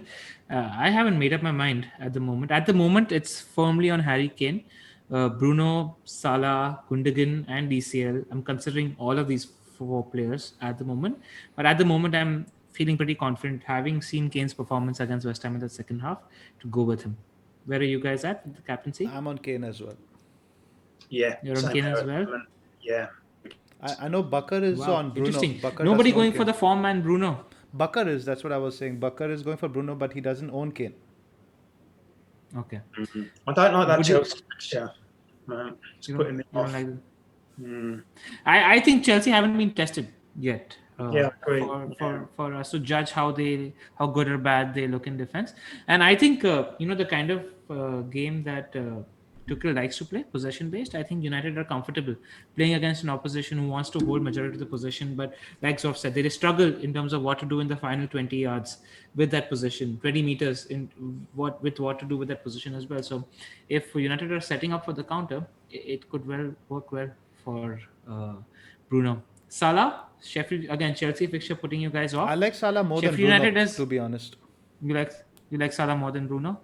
Just somebody who are more reliant on? What's the reason? I think the fixtures are easier. I think the fixture... It's Sheffield United versus Crystal Palace because both play Chelsea. Right, but I think like the way they play us, like the Salah's record against us, and the thing is with how Solskjaer sets up for the big games, right? I can see that Chelsea United game being a 0-0, but the Liverpool-Chelsea game being a bit more high scoring. All right, fair enough. Tom, if you had to pick one of Bruno or Salah for the captaincy in 26... God, that's a tough one. I mean, Salah's not going to be on my team and Bruno probably will be. But the thing with Bruno is the fact they play City after as well a few days later after that Palace game. So they've got a really tough first game. Then it's Palace, then it's City. I just kind of think if they're a couple of goals up after 60 minutes in that Palace game, is Bruno likely to be withdrawn? You're probably better placed to answer that, Pranil, because you're a fan. But I don't know. I don't like the fixtures either side. Bruno plays until the 85th minute more often than not, and I think he's going to get his rest in the Europa League. Yeah, maybe. Yeah. I find it hard to captain Salah at the moment.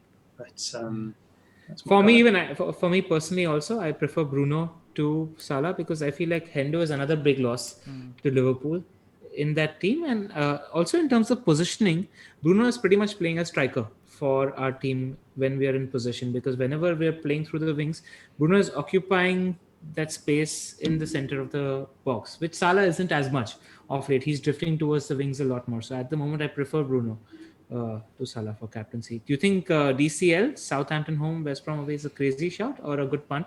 Good punt.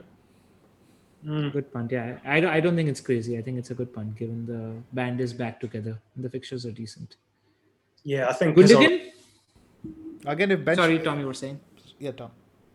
I was just going to say, I think because I had maybe, because I got burnt by that DCL captain against Newcastle, maybe I'm a little bit more wary towards it. But I do think he's looking a lot better now, and I think that could be a reasonable shout as well for this week. Gundogan,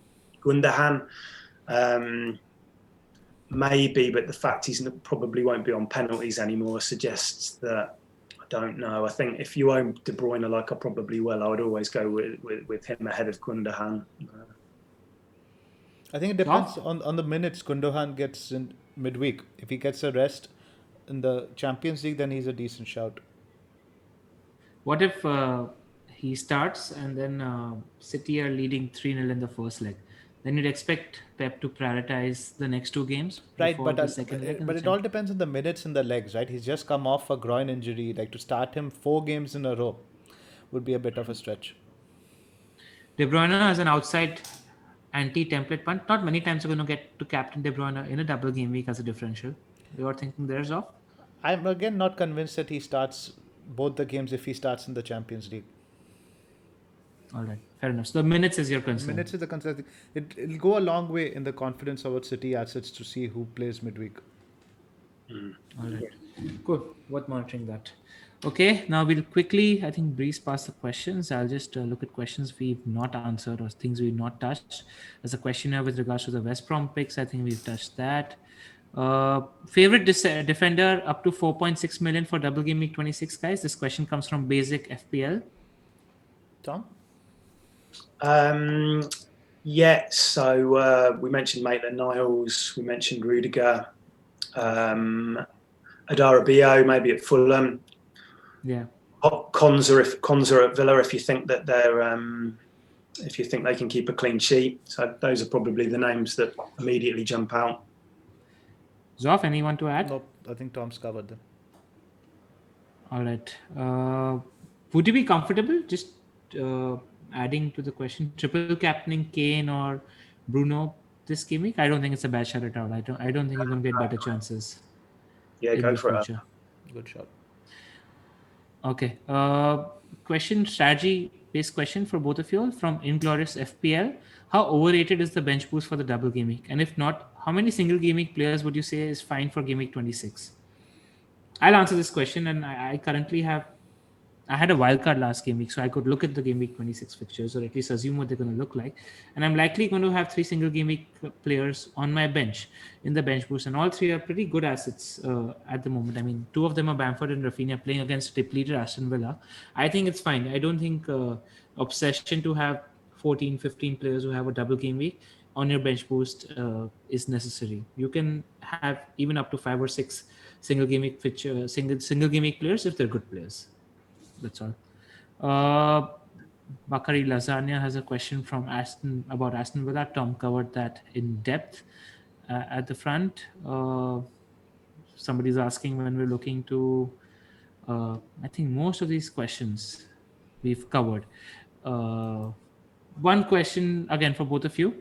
I think Zoph, this one specifically for you because Tom's already answered. This is from Nikain Shah. Pick 2 between Salah, Bruno, and Son for the wildcard team. Who would you drop? Easily Salah and Bruno I would keep and drop Son. All right. That's what I did on my wildcard as well, Nikin. All right, that's it from us for this episode. Apologies for the little bit of a confusion in the middle. We just had a short power droppage. We hope you enjoy this video and podcast. And remember that if remember to join our leagues, remember to like and subscribe. It really helps us grow this channel. And remember that if you are winning the Manager of the Week next game week, you're going to get a shout out from Roshni Chopra. And after that, we have a shout out from Yuzvendra Chahal coming up, who's a very famous Indian cricketer who plays for Royal Challengers Bangalore. So yeah, that's it from us this week. See you on the other side, and good luck, guys, with your wildcard. And good luck next game week, everybody. Any last words, guys? Nothing much. Good Thanks luck. for having me, guys.